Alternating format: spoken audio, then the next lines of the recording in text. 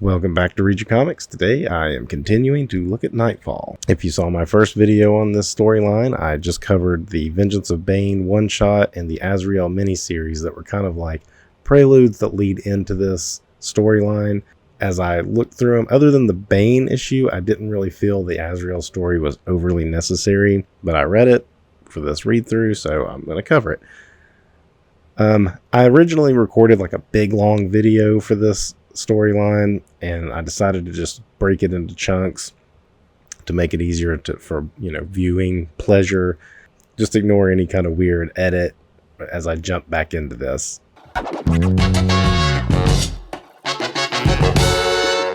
So that was introducing Azrael. Now, Azrael actually played a part in the Batman series, I guess, for a few issues before this. I didn't get those when I was going to read this with the kids.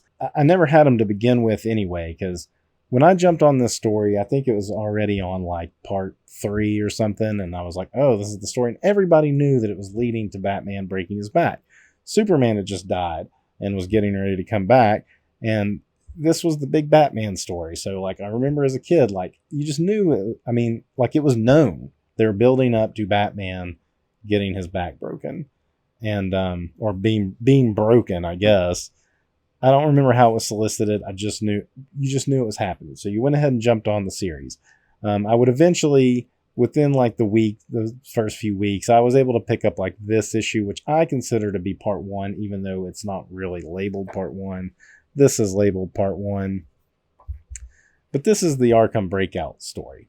Now, before this, Jean-Paul had kind of been building up in the Batman books a little better. Him and Robin had been going out doing some training at one point. I guess Bruce was sick, so Jean-Paul put on the Batman costume and went out, and Bane confronted him and realized it wasn't really Bruce, and broke his arm, and I don't know if he broke his arm, but he beat him up pretty good. He broke Killer Croc's arm.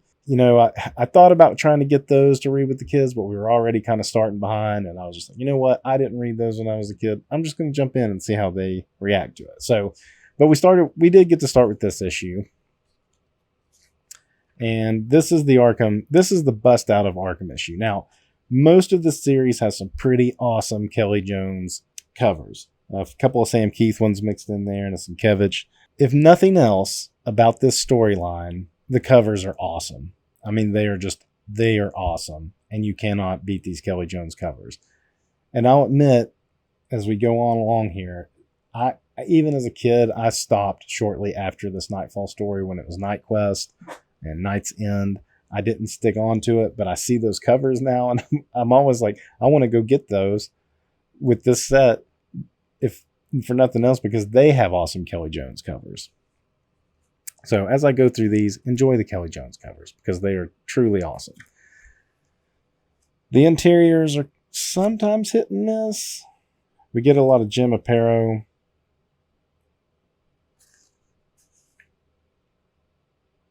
I think that's who did this one. Yeah. So we've got Doug Munch and Jim Aparo as the artist. We're starting off with like a pretty crazy looking robot right here. This thing looks like it's not even Silver Age looking, really.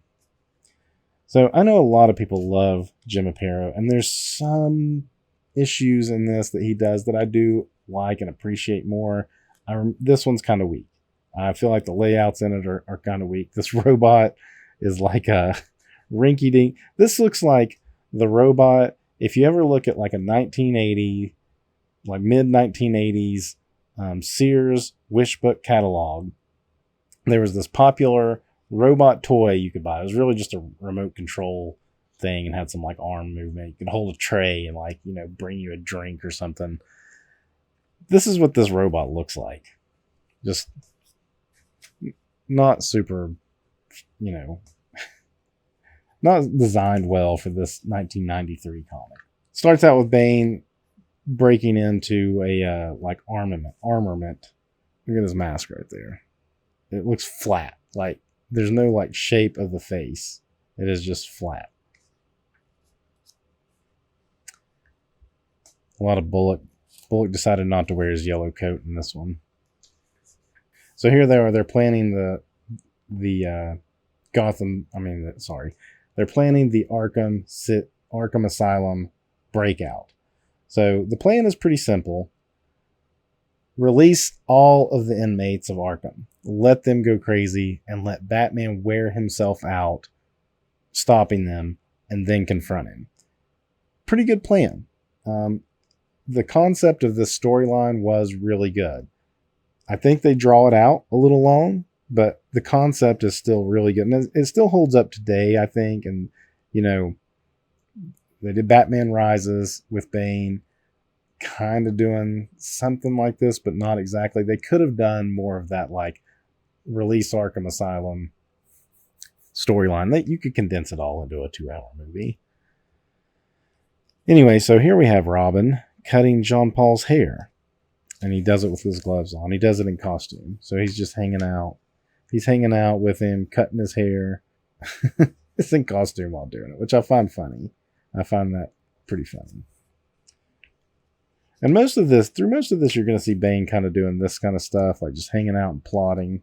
Okay, so yeah, they sent the bird up with this balloon and, to shoot the balloon, which is going to drop like a bomb down here. And I feel like they sent a message to Joker.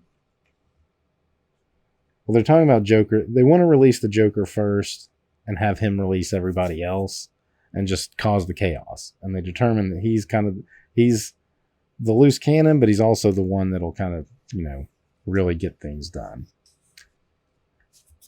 So they target the Joker's cell and they release him first. And then they blow a hole in the wall and he lets them all out at this point. And the Joker's really just in it for himself. He's just wanting to get out of there, but he knows if he releases it, just pulls the bar that lets everybody out, is going to give him more of a path to escape.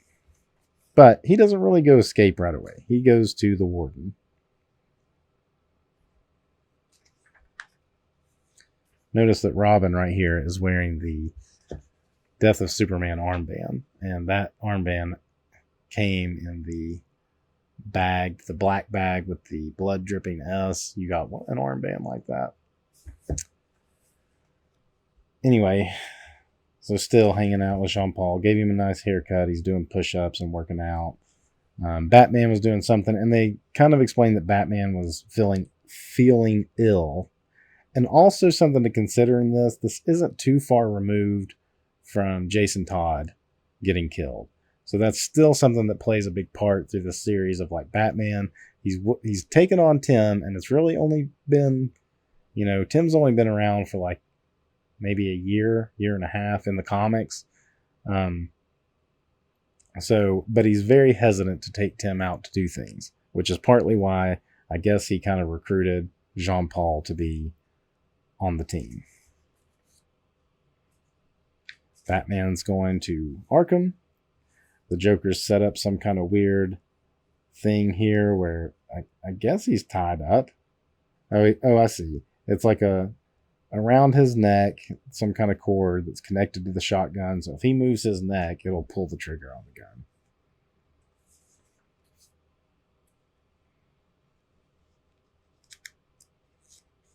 Lots of gunfire and stuff. Pretty cool panel there. Batman's in Arkham now, and he takes out a lot of these like lower level people fairly quick. And his main goal in it too at this point is I've got to get the Joker before the Joker gets out.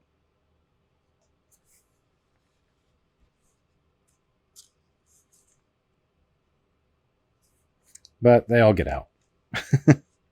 I like this scene of them like running out, like, yeah, shooting guns up in the air, and they're all out. And this is, so Batman's able to throw I think he was like passing out, or he tells him to duck or something.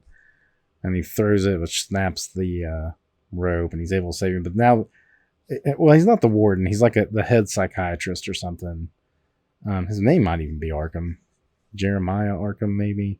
Anyway, but essentially the Joker tormented him, and now he's gone crazy in this one encounter. He deals with these psychos all the time, but now he's crazy because he had, a bad hour with the Joker.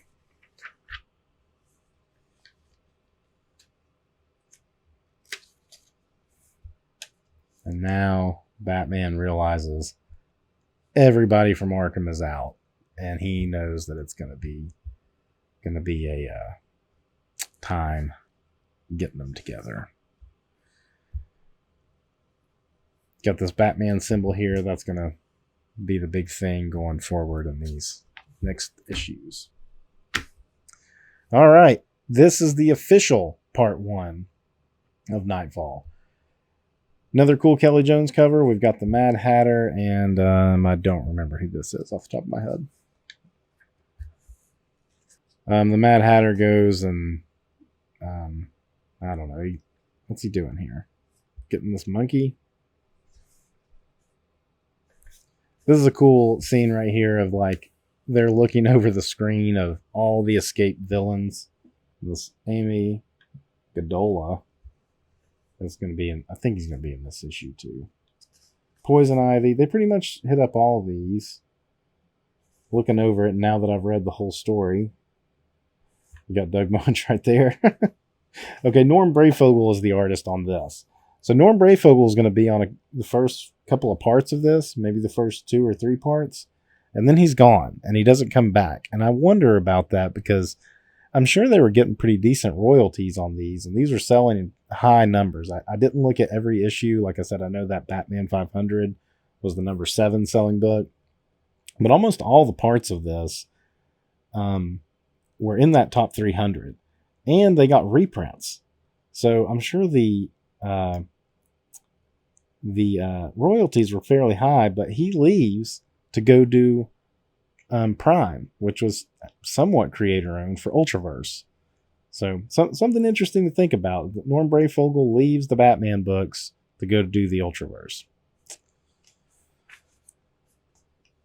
Anyway, so now we're going to start seeing Bird observing and following Batman. Well, right here he's following. They start following around the other inmates, former inmates of Arkham Asylum, waiting to see what Batman does. And Mad Hatter's just kind of getting all his stuff together.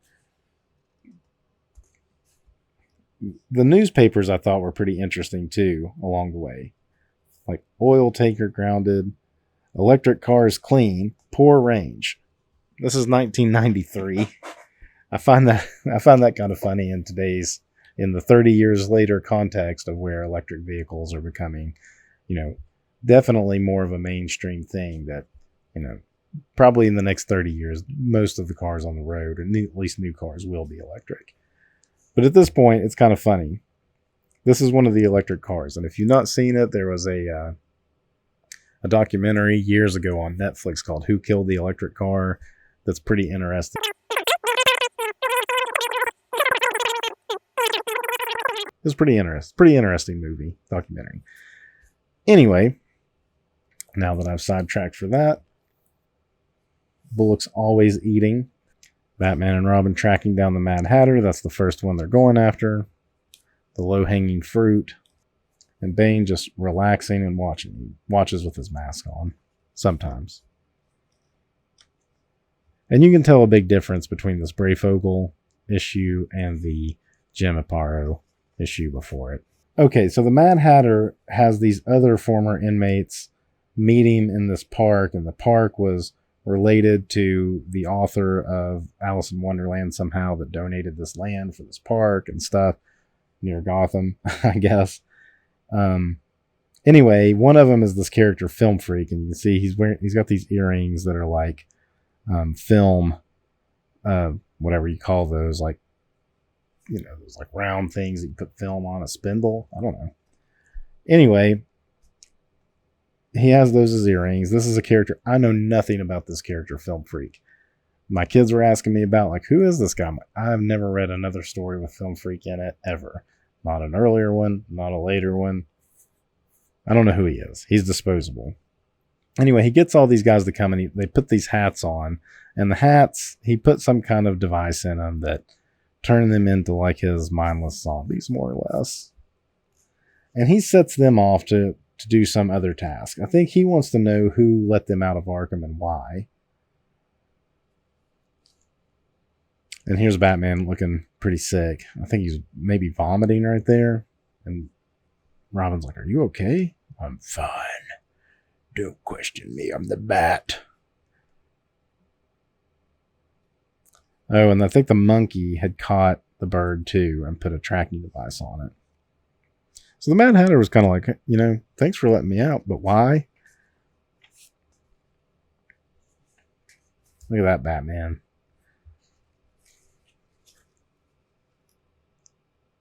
That's pretty awesome. I like the big ears on Batman sometimes. So I know some people don't like it.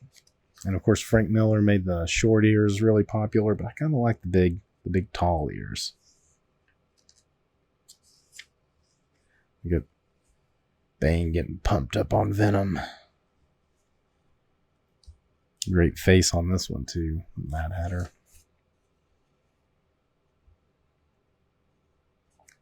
Batman wrecks his party, but here's Film Freak snooping around Bane's hideout, and then pretty good back and forth between Batman taking out the Mad Hatter's little tea party that he had, and Bane dispensing of this character, Film Freak. Back and forth. Robin was hanging back because Batman told him to initially. But of course, he's eventually going to say, "Nope, I can't do it. I can't just let you do it on your own. I'm going to jump in there and help out too." This is a pretty good action sequence all around. Good choreography. I like the going back and forth. I mean, Bane is wrecking Film Freak. And there's a reason that I never saw another story with Film Freak after this. Like that.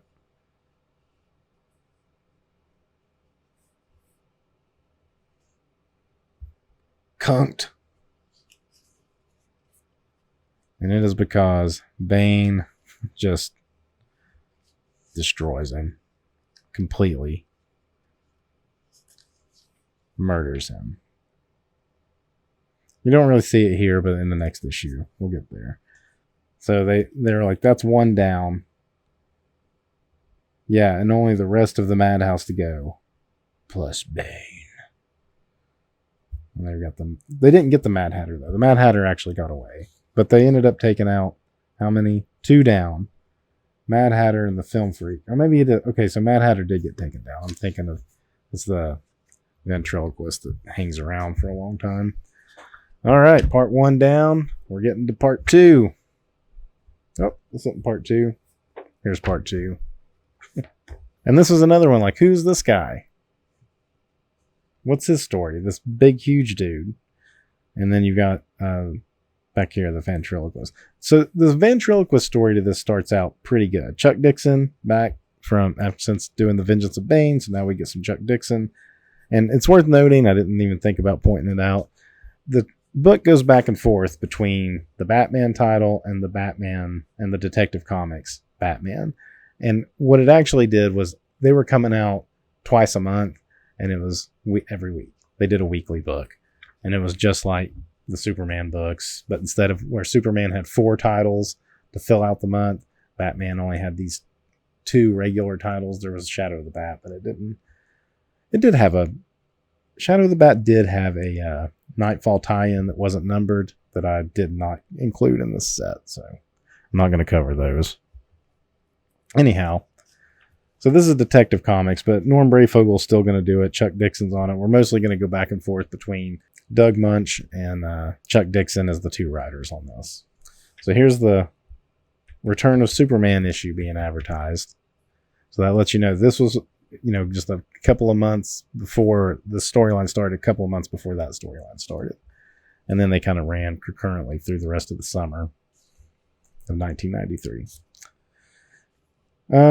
So we're kind of a little bit of a flashback of the guys running out of Arkham here. And we have the ventriloquist has decided to use a sock as a new puppet. It's a new identity. It's not the Scarface identity, but he needs a puppet. And then this Amy Gadala character is just like a big brute of some sort. I don't know anything about him either. He's not fully there. He's kind of simple. and he just wants to tag along. And so the ventriloquist is like, okay, we can use him, but he is dangerous. So here's where we find out Film Freak is dead. Look, his head's covered up by a trash can. So Robin is kind of disturbed by what they found. So that's why I never read another book with Film Freak. Good use of color in this. I like the magenta on the blues for the police lights, kind of lighting the alleyway. I feel like Chuck Dixon's the one that does this a lot. I'm gonna try to pay attention as we go back through it. But there's this news story going on, and there's this guy pushing this book that's kind of like, you know, the inmates, they're not really insane. We just don't understand them. And in some ways, we're the insane ones. And, you know, there's some social commentary there that I think Chuck Dixon was trying to get at. It's almost too obvious. It's almost like bang you over the head obvious what he's trying to do. At least to me now.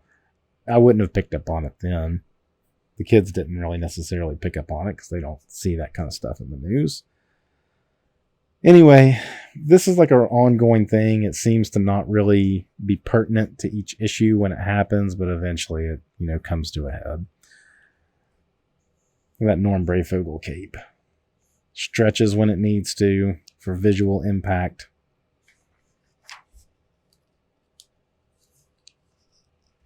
So the ventriloquist wants to go and find his Scarface dummy.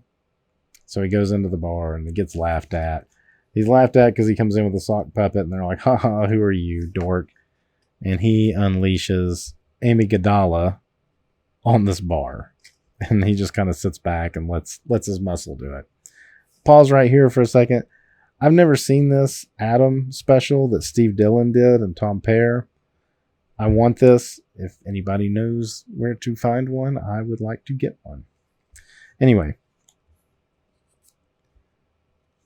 Great panels here. Batman he's just being a dick. Let's just say it. He's being a dick to Robin. Robin's just trying to help him. They go to a toy store. They go to a toy store to try to find another puppet. And the sock puppet kind of gets jealous.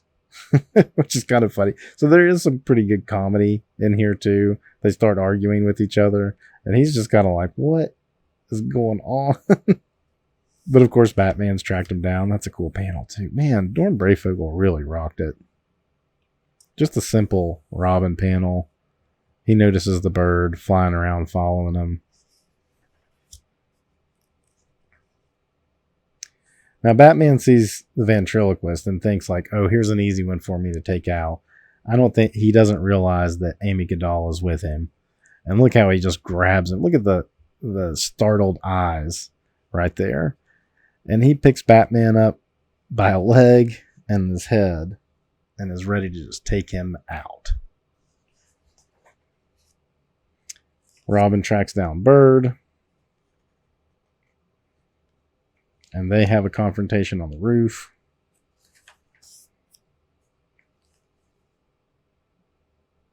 Look at that panel. With his cape flying backwards. That's kind of silly. Sticking his head through the Brandy dolls. Just Barbie. Sign. That's kind of silly. This is pretty cool. The way the cape is like molding to his body. Another great action sequence by Brayfogle on this one. Bird does kind of get the best of Robin initially, but he just runs off and escapes. Batman somehow gets the best of Amy Gadala here, hits him in the back of the neck to take him out. Bird's kind of disrespected him. I think he's talking on the phone or like on the walkie-talkie. Ventriloquist kind of slinks off. Although Batman, I think it's just Batman is kind of rattled here. Because he's just sitting there. He says, what is it? Now get him while he's weak. No, he's still dangerous. Help me find Scarface. So he still wants to go find Scarface. I mean, he couldn't do anything. But I guess Batman's just kind of rattled here and makes his way out to the car. I don't know if it's just this took him out of it. And Robin left a note that said, went bird watching. All right. Part 3. Kelly Jones cover kind of like got some Dracula happening there, right? All right, we still get Norm Brayfogle, but we're switching back to Doug Munch. They do it pretty well. It's Norm Brayfogle, so of course he's going to make it look consistent.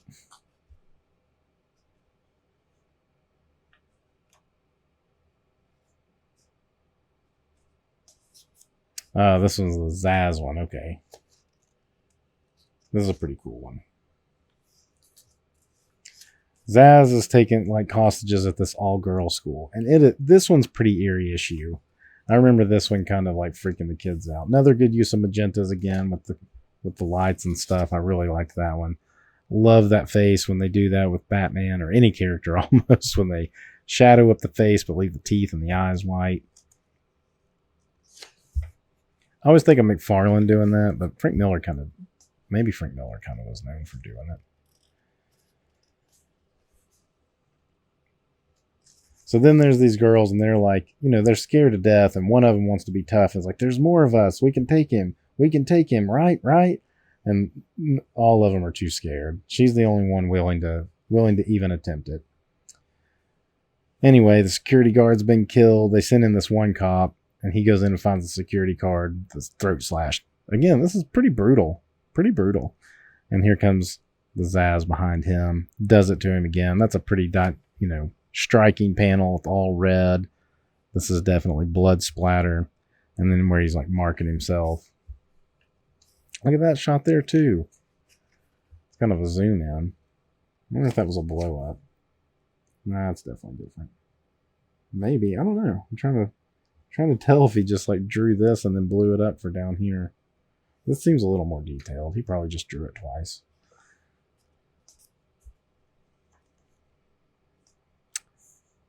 Zaz has like crazy eyebrows. So he throws the bodies of the dead cops out and he's like, I told you, if you send anyone in, I'm going to start killing hostages. Batman showing up. Pretty striking pose right there. Heading in. I really like the use of color in this one. I mean, it's, the magenta is definitely for the sirens or the lights. But the blues, the yellows, even the green for the night vision. It's all top-notch stuff. And as Batman comes in, then all of a sudden Robin's there. What? It's you. And Robin's like, yo, Zaz is too dangerous. You need to get out of here. Because if he gets you, you're dead. He's going to kill you. And he's like, okay, well, I want to go find Bird anyways. Well, don't confront Bane. So in comes Zaz to take one of them to punish the police for sending in somebody to get him. And they're all too frightened. But the one girl that wanted to, she's like, now. Because he's grabbing her. And she's like, now. She's the only one that does it. She just gets kicked in the stomach. And he's like, okay, you'll be the next one. I'm taking her first. Montoya somehow got in there. And, tells him to stop. Now we're going to cut to the commissioner who's talking to the mayor, Mayor Kroll, the Kroll estate. And the mayor's giving him the business for like completely dropping the ball and not using lethal force when all the inmates were escaping from Arkham. Another awesome shot. Man, Brayfogle knows how to use that cape to full effect.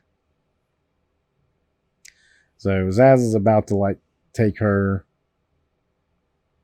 I guess he lets the one girl go because she throws away the gun, and he takes her when Batman comes in.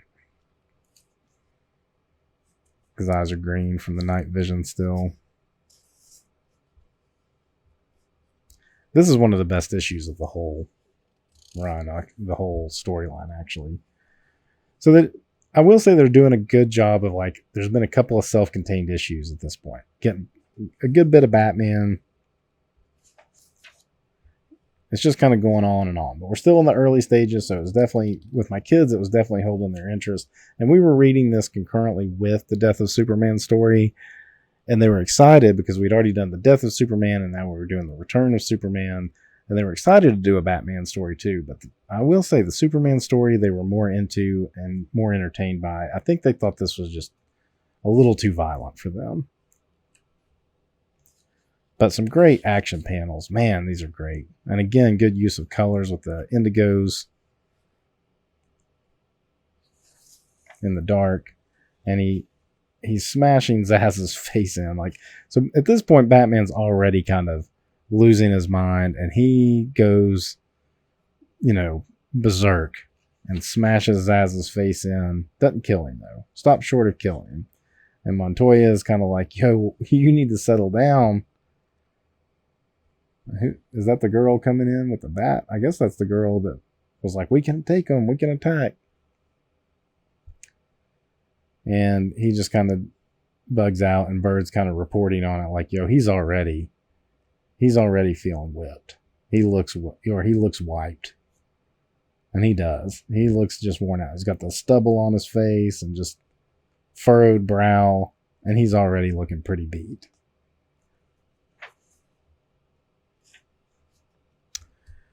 Alrighty. I think I'm going to stop at that point, though. We got the Brayfogle issues out of the way, so there's not going to be another one. And we'll do a part 2, because I'm already pushing an hour of filming time on this one. So until next time, read your comics.